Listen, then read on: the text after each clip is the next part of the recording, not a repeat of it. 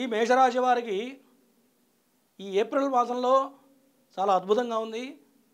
కాకపోతే ప్రధానంగా ఏంటయ్యా అంటే ఈ వ్యయస్థానంలో ఏలినాటి శని ప్రభావం ప్రారంభమవడంతో పాటుగా మరి షష్టగ్రహ కూటమి కొద్దిగా ఈ 3 మాసాలు అంటే ఏప్రిల్ మాసం నుంచి మే, జూన్ వరకు కొద్దిగా జాగ్రత్తగా ఉండటం అనేది ప్రధానంగా ఈ మేషరాశి వాళ్ళకి చెప్పదగ్గ సూచన. ఈ మేషరాశి వాళ్ళకి ఈ ఏప్రిల్ మాసంలో ఫైనాన్షియల్గా చాలా అద్భుతంగా ఉండబోతుంది.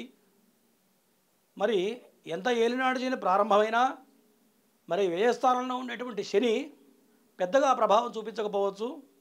జన్మలగ్నంలో వచ్చినప్పుడే ఈ యొక్క శని ప్రభావం బలంగా ఉంటుంది కాబట్టి ఈ మాసం ఏప్రిల్ మాసం ఈ యొక్క మేషరాశి వాళ్ళకి చాలా అనుకూలంగా ఉంది.